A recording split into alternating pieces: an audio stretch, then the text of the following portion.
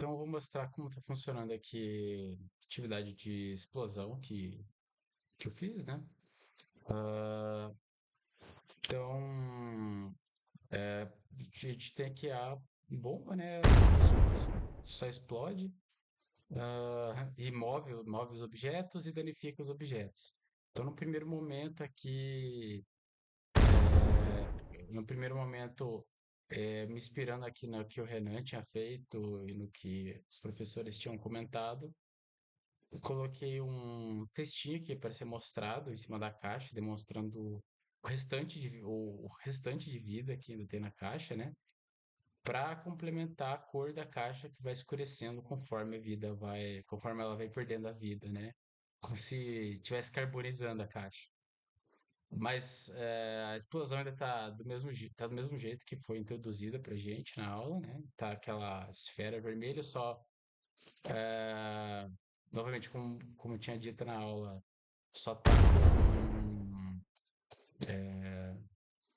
só tá com material transparente aqui para a gente poder ver o que tem dentro dela, né? É, e poder ver o jogador dentro dela com um raio um pouco maior. Então, eu estou usando só uma instância da explosão, só essa aqui. Eu já explico como está funcionando por dentro e separei o cenário aqui em três áreas diferentes para poder fazer três cenários de testes diferentes. Esse aqui foi o que eu mais costumo usar com as caixas, com as caixas pesadas com um peso maior que as outras, né? Uma massa maior que as outras, mas mesma coisa de vidro, mesma coisa de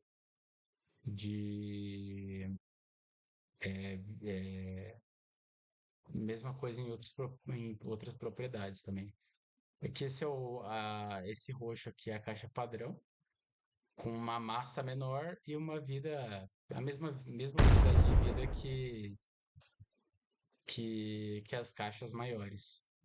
E aqui com esses blocos verdes aqui, a gente tem caixas mais leves, com material que tem bounciness no máximo, né?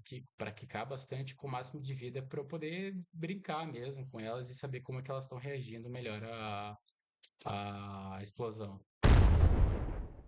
Então, aí tem isso. Antes de eu mostrar o código de novo, deixa eu mostrar uma outra coisa também que tem incluído aqui no sistema, ah, que é a forma como eu faço debugging visual do sistema, né? Novamente, inspirado no que o Renan já tinha feito.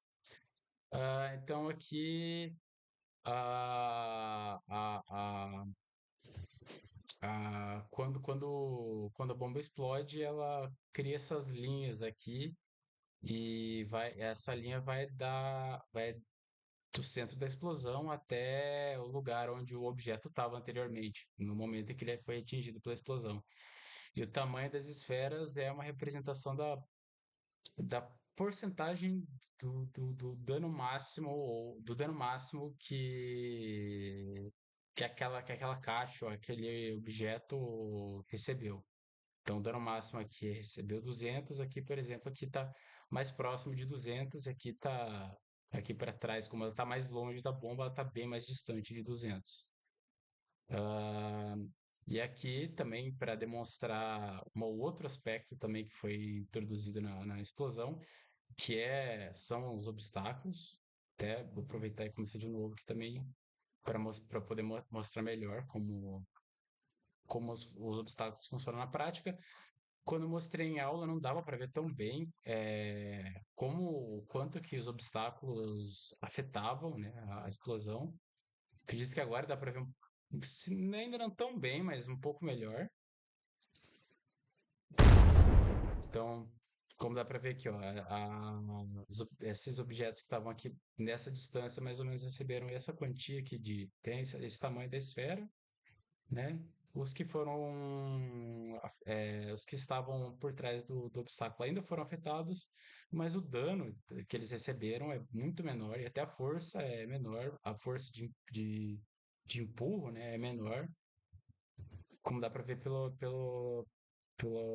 pela distância pela qual eles se moveram e até pelo dano aqui em cima também, né? Agora isso também dá para ver um pouco melhor. Essa aqui, por exemplo, ficou com 39%, porque estava aqui pertinho, e essa aqui que também estava perto, uma distância próxima, essas daqui ficaram 80, 70%. Então, ali nesse caso, as duas barreiras juntas, lembrando que se eu desligar uma das barreiras aqui, ou melhor, se eu desligar essa daqui,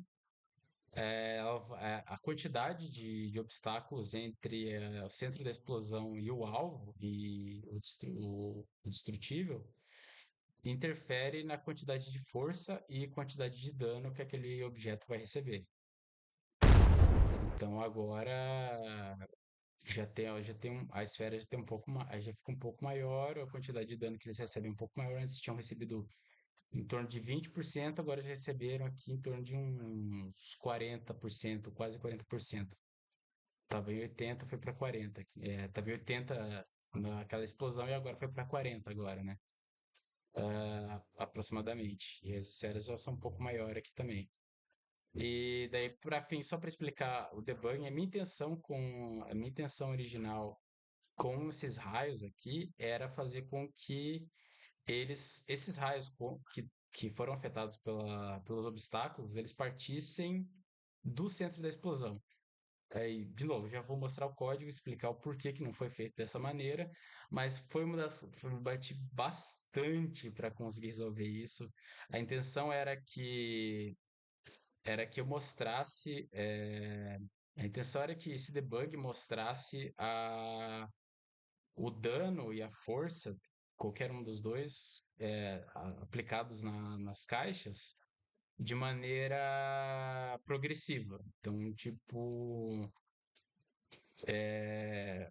o raio partindo aqui do centro da explosão aqui tem uma esfera, aqui tem uma esfera menor e aqui no outro objeto vai ter uma outra esfera menor ainda para demonstrar o quanto que o obstáculo aqui reduziu, né, do dano e da força provocadas no objeto. E até eu posso habilitar isso aqui na explosão. Posso habilitar aqui Show Obstacle Spheres, daí ele mostra o Show Obstacle. Eu vou aproveitar e mostrar alguns logs também aqui. É, que aí ele até faz, ó, quando o efeito no obstáculo é essa linha e essa esfera magenta.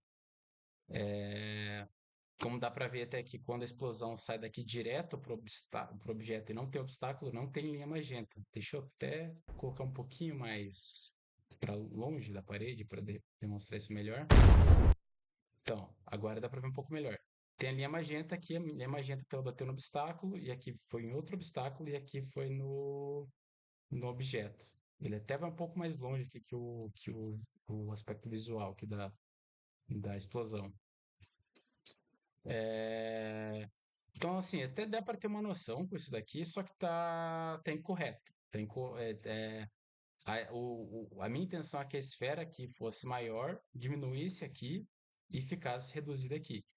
A, a, o, o raio das esferas de debug nas caixas, está correto. O raio da esfera na parede está incorreto. Isso daí tá com a escala incorreta, está praticamente invertido, na verdade. Deveria estar isso aqui, e essas esferas deveriam estar aqui na parede. Tá, beleza. Um outro aspecto também desse sistema é que a escala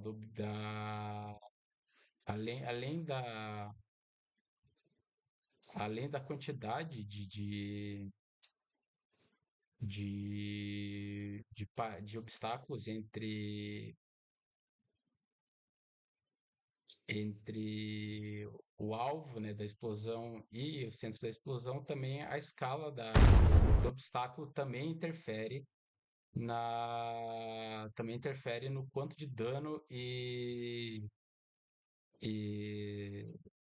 e força os objetos recebem. Aqui, ó. Antes estava indo para 80%, 70 e pouco por cento, agora diminuiu pouco até, mas está bem mais próximo de 90% e os objetos se moveram bem menos agora. Ah, e daí, outra coisa também que está relacionada ao obstáculo eu vou até desligar o debug aqui, que é isso aqui. Aí eu vou. Cadê?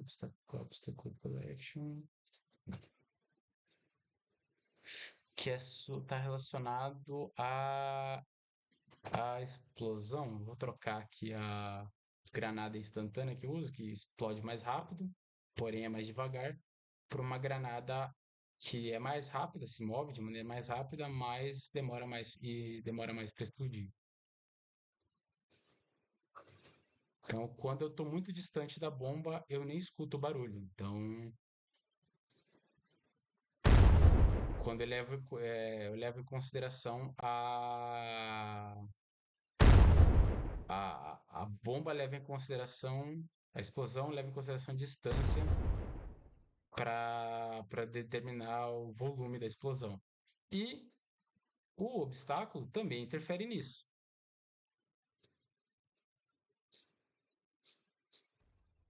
Como dá para ver, o volume é bem menor, que se eu for para cá, já é menor também do que seria se eu tivesse, por exemplo, para cá. Aí já é bem mais alto. A distância ali. Eu não fiz um debugging, não cheguei a fazer um debugging, um log, alguma coisa assim para dizer de maneira mais precisa o quanto de volume é diminuído, se eu estiver atrás do obstáculo ou não. Mas acho que deu para ver que tem uma diminuição ali quando eu estou atrás do obstáculo. É, Beleza. Da mesma maneira que acontece com a força e o dano aplicado nas caixas, quantidade e escala do obstáculo também interfere no arrefecimento do volume. Então, demonstrado como tudo está funcionando, vamos para o código mostrar como que o código funciona. Primeira coisa, mostrar como o algoritmo básico da explosão básico, na verdade, ele está misturado ali com. O básico está misturado com a detecção de obstáculo. Então, deixa eu mostrar aqui antes, né, quais são os atributos aqui da explosão, né? Eu chamei de explosão instantânea porque minha intenção era fazer uma explosão, como eu já tinha até mencionado durante a aula, uma explosão que aumentasse seu tamanho conforme o tempo, né? Acabei não fazendo isso, mas aprimorei de outras maneiras. Então aqui tem o Target Layers, né? É o layer mask dos alvos, que é as caixas, né? No caso, as caixas aqui tem esse layer mask. Ah, e os layers de obstáculo. Tem uma outra. Isso me lembrou de um outro detalhe também que interfere aqui na, que interfere no sistema, que é o seguinte. Eu posso pegar e adicionar aqui um obstáculo, adicionar um componente de obstáculo na caixa. Aí, ela, além de se tornar um alvo que vai ser impactado pela explosão, ela também pode servir como um obstáculo para os objetos que estão atrás dela. O caixa, seja caixa, o obstáculo não. Pode servir como um arrefecimento do dano para os objetos que estão atrás dela. Então, recebe o dano, recebe a força e arrefece o dano para as coisas que estão atrás dela, né?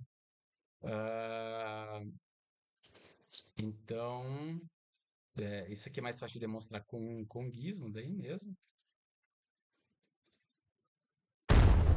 Então, como dá para ver que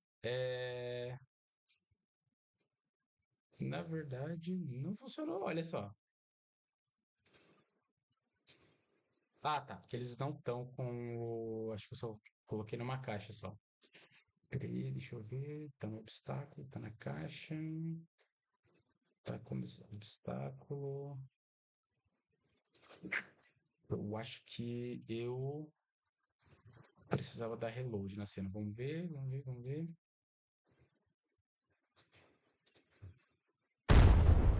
É, agora sim. Então, como eu tinha chegado à conclusão que não tinha funcionado anteriormente, porque eu não estava vendo as linhas magentas aqui da explosão quando elas deveriam estar aparecendo, porque eu tinha habilitado aqui o debug de obstáculos aqui na explosão. Então agora, como dá para ver, tem mais linhas magentas atrás da parede, inclusive porque agora existem mais obstáculos que são as próprias caixas. E dá para ver que teve um arrefecimento maior aqui nos objetos, porque antes estava chegando a 90, 89, agora tem alguns que nem passam de 1% de dano aqui nas caixas. Então, dá pra ver que tem aqui, ó, essa caixa aqui serviu de obstáculo pelas esferas presentes coladas na caixa, dá pra ver que ela serviu de obstáculo para essa caixa. E as duas caixas serviram de obstáculo para as três caixas, na verdade, as duas caixas serviram de obstáculo para essa daqui. Essa aqui também serviu de obstáculo, na verdade. Essa, essa e essa serviram de obstáculo para essa daqui. E o que eu levo em consideração para determinar o nível de arrefecimento aqui nessa caixa aqui, por exemplo, é essa largura aqui. Não é o tamanho da caixa inteira, inclusive. É o tamanho aqui detectado entre os lugares em que o raio bateu. Então, não levo em consideração necessariamente a x, y ou z da escala. Levo em consideração o- a área que o raio percorreu do objeto aqui para arrefecer o dano. Tanto que acho que se pegasse a caixa inteira aqui ia estar 100%, não ia nem passar para 99% aqui o dano. Então, vale dizer também que a implementação disso aqui das caixas, usar as caixas como alvo e como obstáculo, foi também outro elemento que deu bastante dor de cabeça a para implementar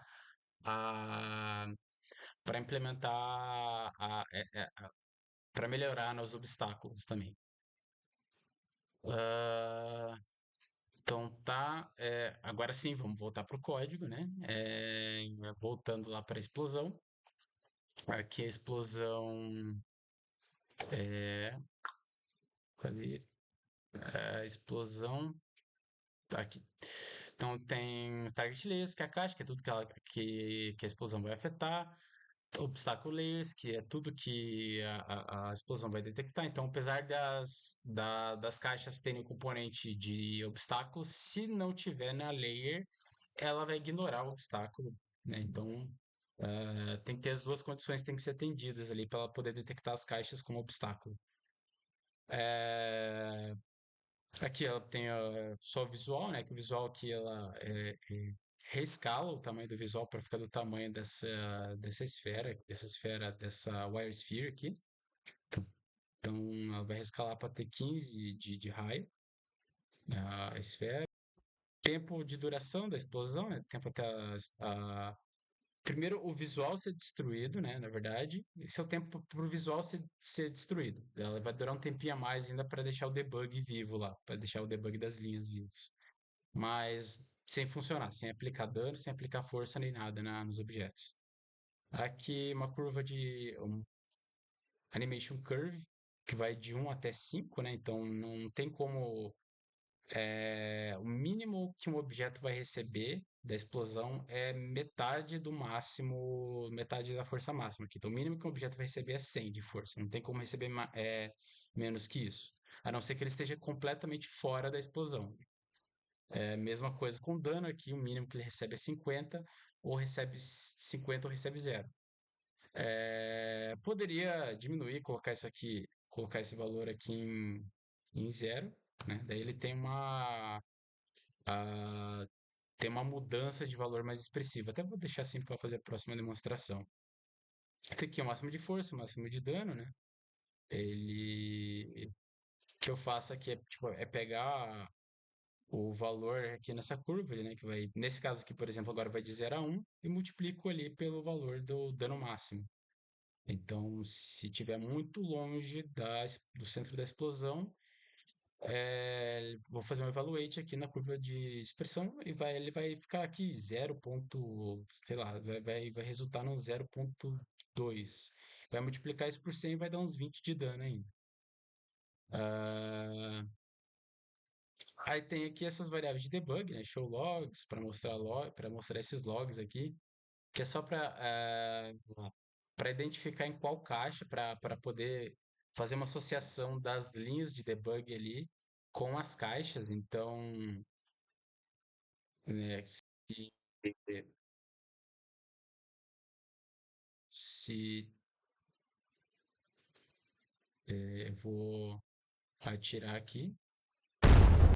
E agora, uma coisa também que agora apareceu e não tinha mostrado antes, porque agora ficou diferente. Antes estava bem parecido, agora ficou diferente, que é essa esfera verde que existe, ela está representando a força de pull, força de movimento. O azul aqui, a linha ciano aqui é dano, a linha verde, esfera verde, é força de impulsão. É, hum, São duas coisas diferentes ali. Então, e aqui o amarelo é força e o magenta é dano. Ah, então, aqui por exemplo, aqui, ó, caixa 67. A força final aplicada na caixa 67. Eu posso vir aqui e procurar pela caixa 67 para fazer uma correlação. Caixa 67 tá aqui. Então, a partir desse log, eu sei quanto de dano ela levou. Então, 0,1 aqui 0,01 de dano resultou em ela ficar com 99% de vida. Então, só para fazer essa correlação mesmo, né? Então, é isso.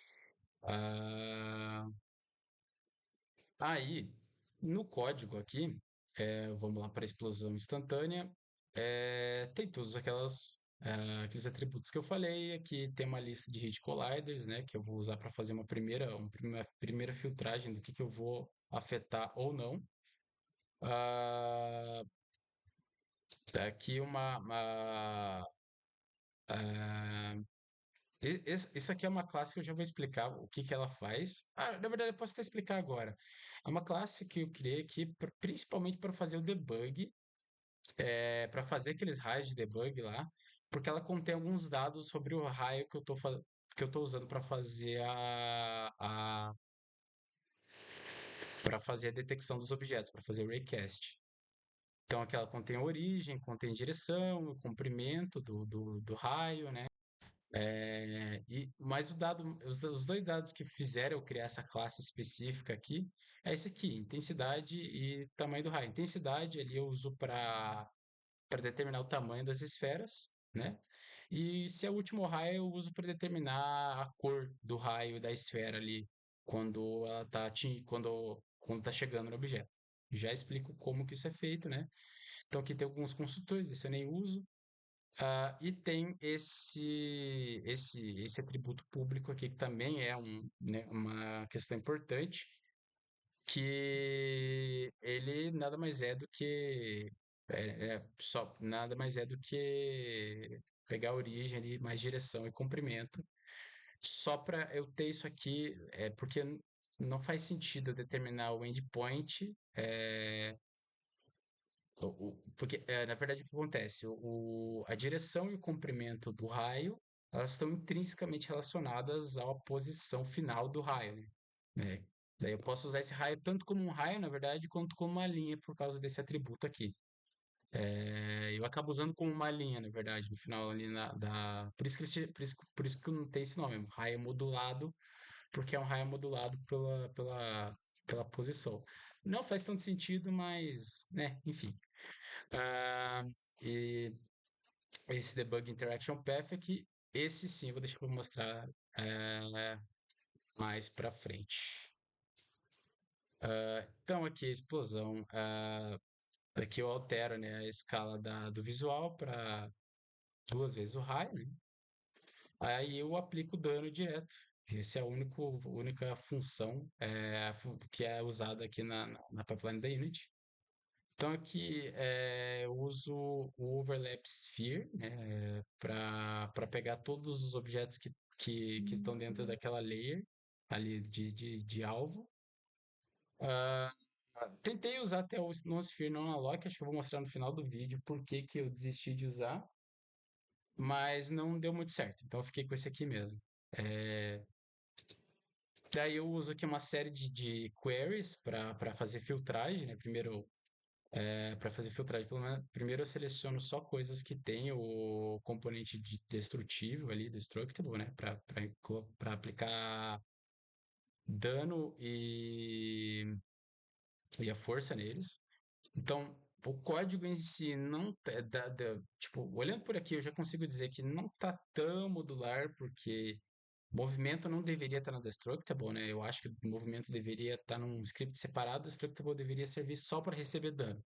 Mas eu acabei fazendo tudo lá mesmo. Aí eu faço uma outra filtragem aqui que é para garantir que ele pegou o Destructible aqui não é nulo. Transformo isso para uma lista, né? Porque o Hit Colliders é uma lista. É, tá. Então deveria ser, na verdade, deveria ser um array. Mas é porque, acho que é porque, é, eu fiz isso porque só era mais fácil mesmo. Mas o ideal era que fosse um array, agora que eu me dei conta aqui. Porque eu faço for each, eu posso usar essa sintaxe aqui do for each.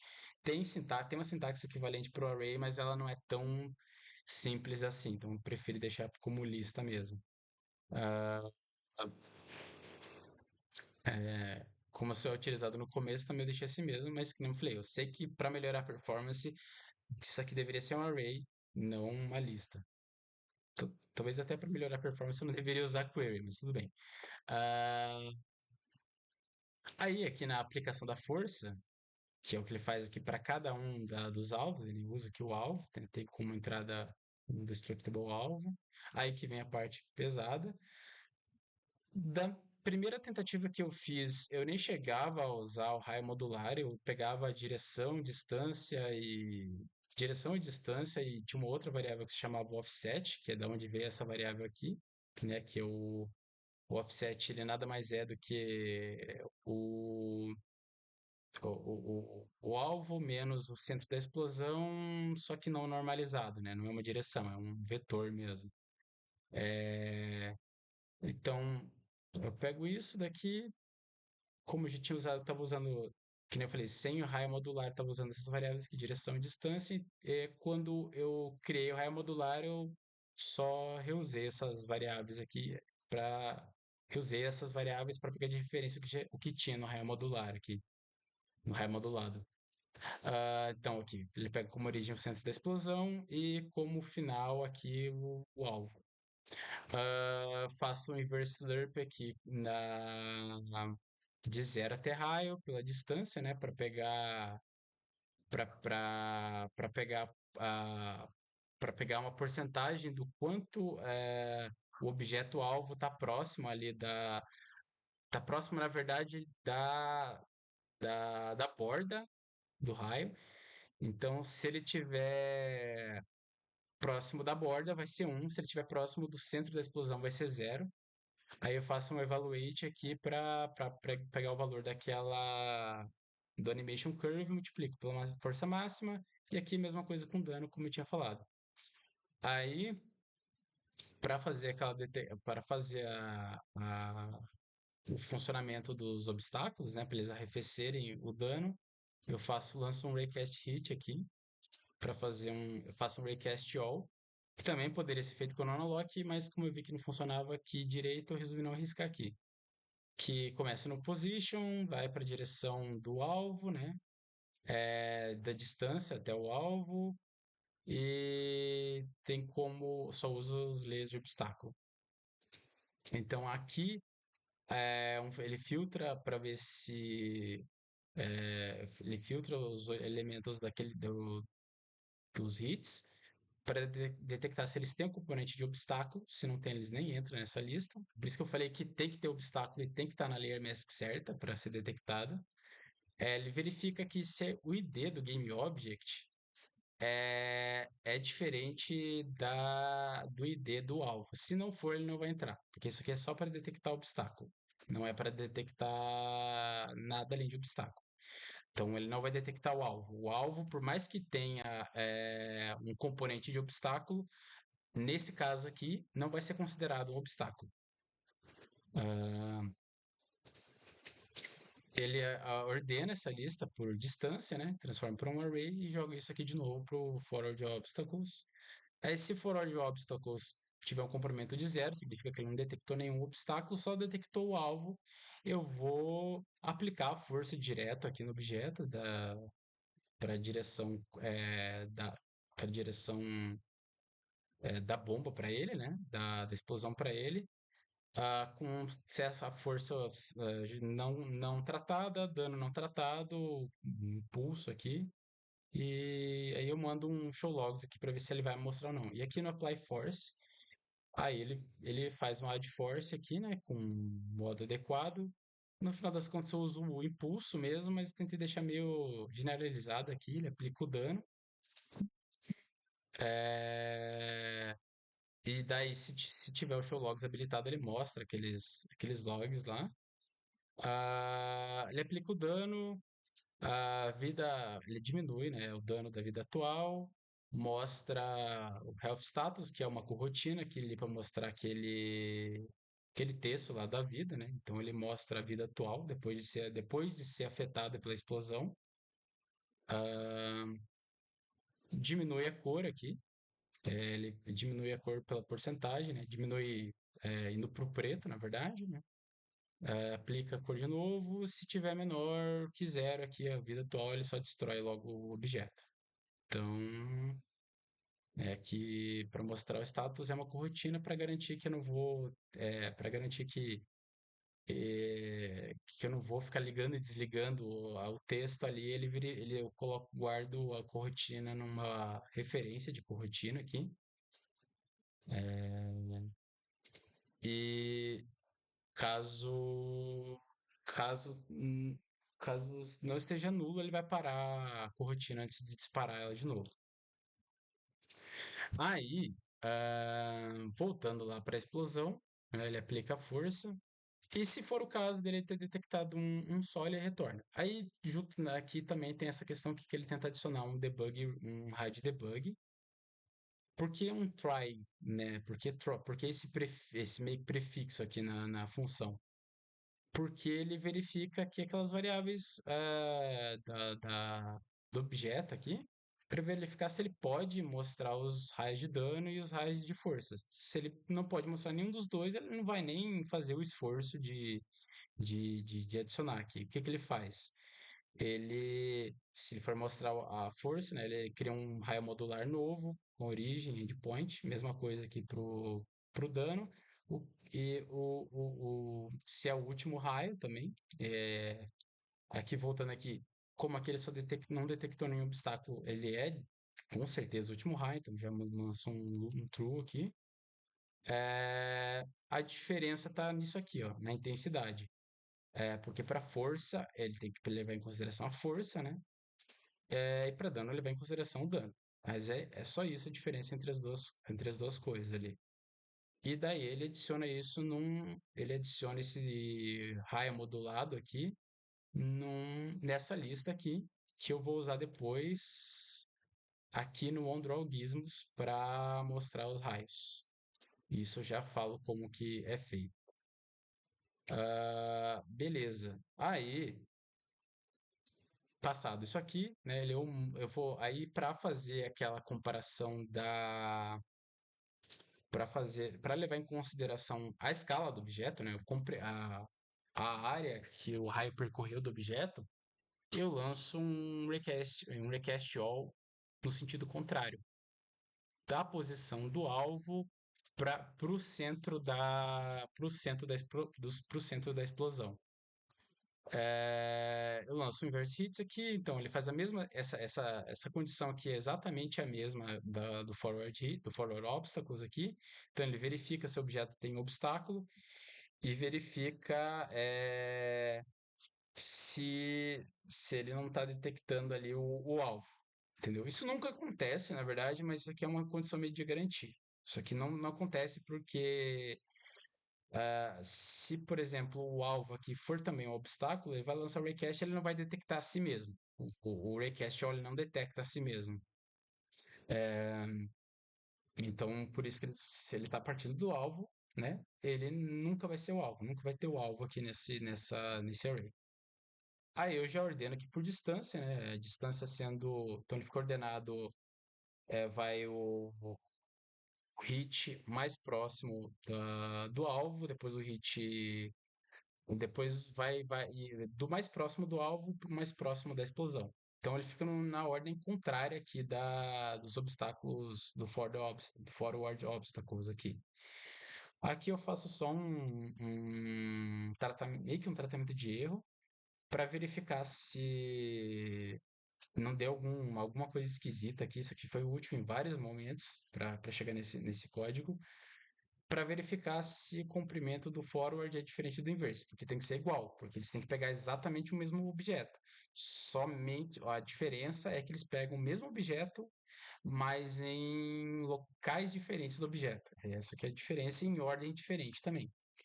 Então aqui, se não der, ele vai detectar, se não der, ele vai disparar esse erro e vai dizer que qual que é o comprimento dos dois para ver em qual dos dois está o erro. Aí, e isso tudo aqui vem depois dessa checagem aqui de comprimento, porque se ele não tiver detectado nenhum obstáculo, tudo que tem aqui para baixo é irrelevante, não precisa mais de nada disso. Aí ele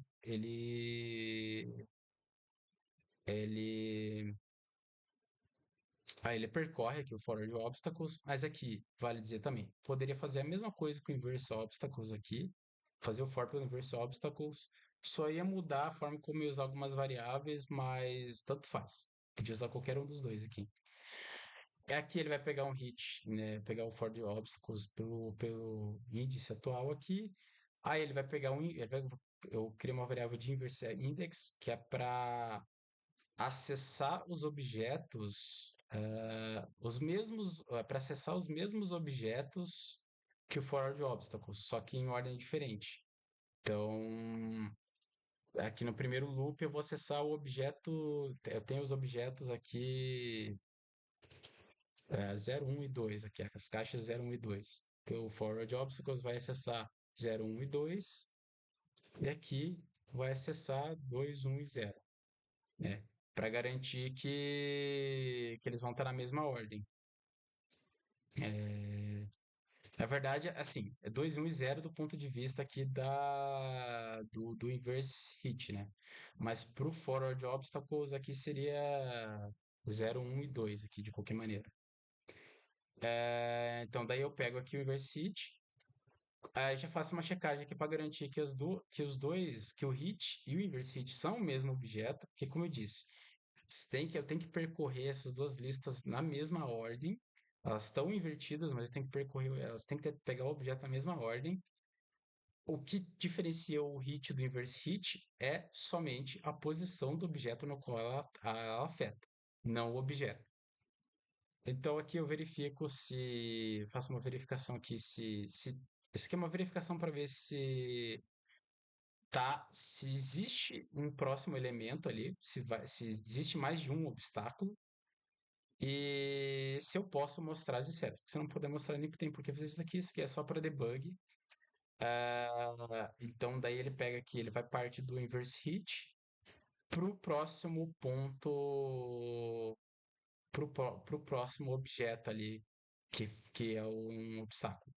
E se tem mais coisa para frente, aqui ele, claro que não é o próximo, não é o último raio, então eu já coloco aqui como false. Força e dano aqui, ele nem chega a ser tratado aqui, então. Isso aqui é um dos problemas que fazem ali as esferas ali dos raios de obstáculo não ficarem tão, não fazerem tanto sentido.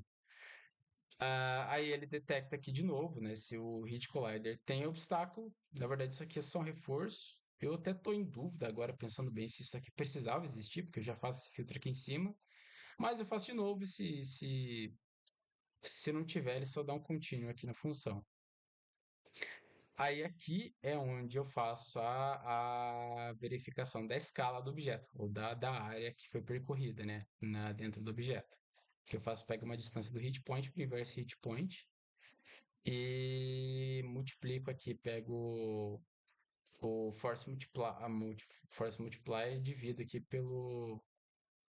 por esse espaço mais um para garantir, e coloco esse mais um para garantir que esse valor aqui nunca vai ser menor que um e vai acabar aumentando. Esse force multiplier aqui, inclusive, vale dizer, ele é uma propriedade do obstáculo. É a única que importa do obstáculo. É, que ele vai só multiplicar ali o dano e a força atual. Aqui, como dá para ver, que ele vai multiplicar a força e o dano atual por esse valor. Então, se o obstáculo tem força multiplier de 0,8 e a força que estava até agora era 100, ele vai para 80. Então, o obstáculo tirou 20% da força que seria causada naquele objeto.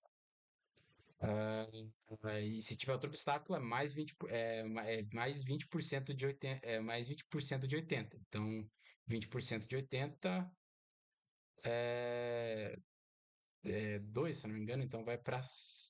Não, tá, não vou fazer o cálculo agora, mas vai ficando cada vez proporcionalmente menor.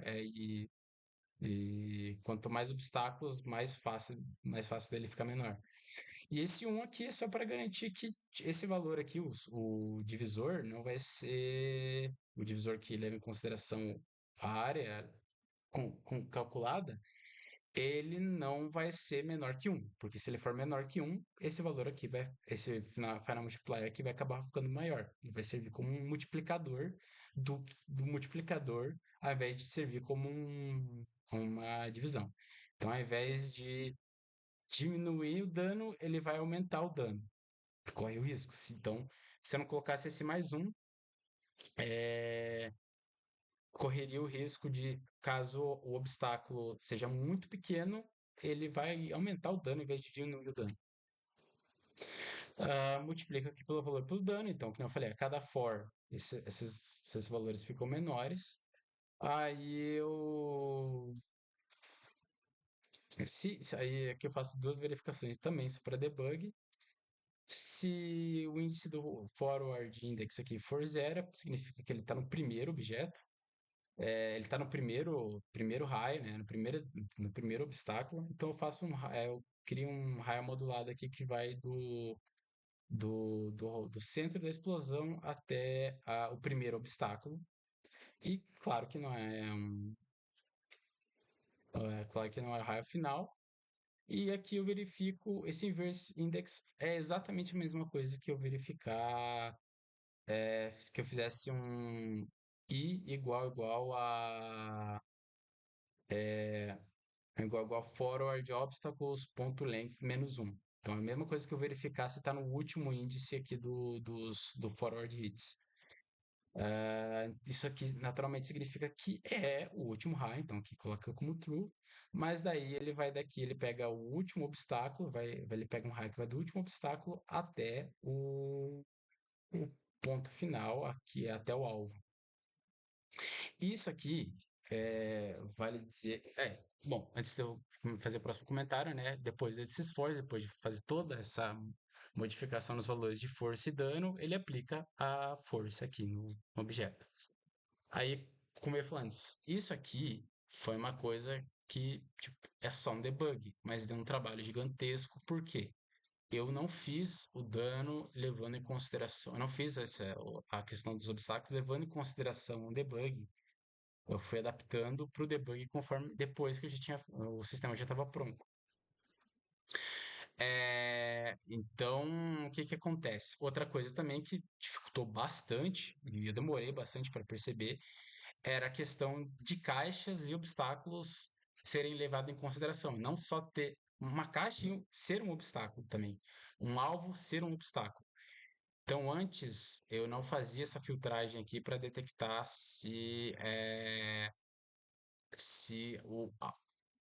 o alvo tá dentro da. Se o alvo foi detectado pelo Request All, eu não tirava ele da lista, como eu estou fazendo agora. Eu não tirava ele do array, na verdade, como eu estou fazendo agora. Então, aqui dentro do for, eu tinha que levar em consideração algo que era um obstáculo e um alvo ao mesmo tempo. E isso estava complicando bastante as coisas. E estava me confundindo bastante também. Para conseguir separar alvo de obstáculo. Depois de muita tentativa e erro, a solução que eu cheguei foi em simplesmente não deixar nada que fosse alvo entrar aqui. Porque o alvo, de qualquer maneira, não vai servir de obstáculo para mais nada além dele, né? É, então, tem isso aqui. Eu fiz só um comentáriozinho para dizer assim qual que deveria ser a ordem dos raios, né? Então ele vai da origem para o primeiro obstáculo, aí vai do outro ponto do obstáculo, do ponto inverso do obstáculo, do primeiro obstáculo pro, pro ponto pro ponto direto, ponto forward do segundo obstáculo, vai do ponto inverso do segundo obstáculo para o ponto direto do terceiro obstáculo, e vai daí do ponto inverso do terceiro obstáculo pro alvo. Então, como eu falei, isso aqui o alvo antes estava sendo levado em consideração dentro desse for, e isso estava prejudicando o debug. Aí, aqui no update, né, ele faz a detecção de tempo. Da mesma forma, isso aqui eu quase não alterei. Eu só adicionei um tempinho a mais aqui para deixar ali ele destrói o visual primeiro, deixei um tempinho a mais aqui para a gente poder visualizar melhor o debug ali. E aí, com aquela lista construída dos raios modulados, eu faço. Aqui tem um método estático que faz a construção daquele caminho com debug ali. Ele faz o for each aqui, né? Ele usa uma cor ou outra de acordo com ele ser o último raio ou não. E é isso só. A diferença, ele só muda a cor mesmo que ele vai usar aqui no Gizmos, na real. Antes eu tava tentando usar um cubo aqui, mas o cubo tava ficando esquisito demais. Aí eu preferi só fazer um jogo de cores ali, só tentar melhorar o jogo de cores para ver se melhorava.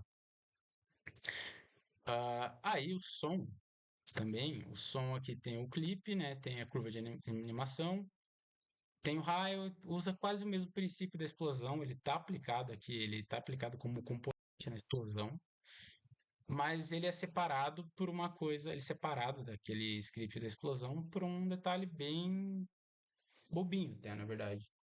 Que é uma coisa que até nem está mostrado aqui, né? É, o raio, inclusive, que é um pouco maior do que o raio de dano. Uma coisa bobinha que é esse listener aqui, que é o alvo, na verdade. O alvo não é uma coisa que eu vou ter que detectar por layer mask, que é uma coisa fixa ali que precisa ser esse componente. Até poderia fazer por layer mask também, mas eu acho que né, é um processamento desnecessário. A gente sabe qual vai ser o listener. Toca o áudio aqui, né? Ele pega a referência de um singleton aqui, que é esse CineRefs, que a única utilidade dele é ter uma referência para o audio listener mesmo, e executa o som a cada update. Não é a melhor gente fazer isso, mas ele executa ali o algoritmo é exatamente o mesmo que eu uso a explosão ali para o dano pro dano e para força. Só que com a diferença que eu não estou usando, como dá até para ver que está comentado, eu não estou usando as coisas não estou usando as coisas de debug. Daí ele diminui o volume do audio source. Dito tudo isso, né? Eu acho que eu já falei tudo que tinha para falar. É, então, foi isso. Não é um sistema muito, não tem muita coisa. Eu queria ter feito.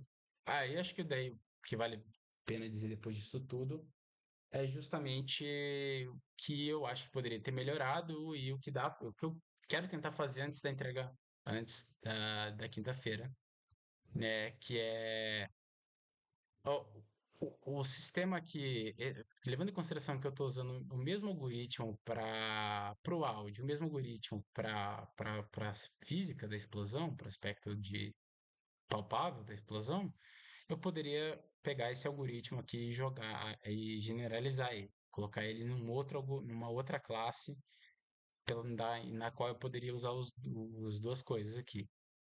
É uma coisa que eu quero tentar fazer. É, esse algoritmo aqui, como eu mostrei, a, por causa da forma como eu faço a manipulação dos valores de força e dano, ele acaba gerando aquele problema no gizmo lá. Porque como que acontece? Eu primeiro defino o dano que o alvo vai receber e depois eu começo a manipular os valores do primeiro obstáculo até o último obstáculo. Para eu conseguir fazer o gizmo funcionar de maneira adequada, eu teria que detectar os obstáculos, verificar o dano que seria causado no objeto e aplicar e aplicar ele no primeiro obstáculo e ir diminuindo esse dano até ele chegar no obstáculo. E não definir esse valor aqui, o valor final, aqui, antes de fazer a manipulação nele. Definir o valor final que não vai ser o final de verdade, né? Mas o primeiro valor, o valor que seria aplicado caso não tivesse obstáculo, aqui no obstáculo, e depois ir diminuindo esse valor conforme ele vai se aproximando do alvo, né? Mas como dá pra ver, o código aqui tá meio bagunçado, então tá complicado de fazer isso. Outra coisa que eu queria tentar fazer também é colocar partícula, né? Eu tinha falado que nas aulas que eu ia colocar partícula e acabei não conseguindo colocar. Eu queria tentar colocar partícula e fazer uma manipulação de cada partícula individualmente de acordo com a posição, a distância do objeto. Fazer mais ou menos a mesma coisa que eu faço com gizmos aqui, só que com partícula, na verdade. Eu queria fazer algo parecido com isso. Ainda, ainda não está bem concreto na minha cabeça como que eu faria isso, mas eu queria fazer, tipo, se quanto mais, se teve um obstáculo aqui, a partícula vai se comportar de tal maneira, sabe? Não vai chegar até lá, ela vai bater no obstáculo aqui, ou ela vai diminuir o tamanho dela a cada obstáculo que ela bate. Como uma forma de demonstrar não diretamente como o objeto foi afetado pela explosão, como a explosão afetou o objeto e essa relação foi afetada pelos obstáculos, mas uma forma de dar o feedback ali intuitivo para o jogador de que ó, o obstáculo fez alguma coisa ali na coisa. Que agora você só consegue entender que o obstáculo. Só consegue entender com mais clareza que o obstáculo fez alguma coisa se você for desenvolvedor, se você vier na Unity e ver que está realmente acontecendo alguma coisa. É, E eu acho que é isso. Eu não me lembro de mais nada assim que eu queria fazer. Era mais isso mesmo. É isso. O vídeo ficou gigantesco, mas eu espero que dê para ver.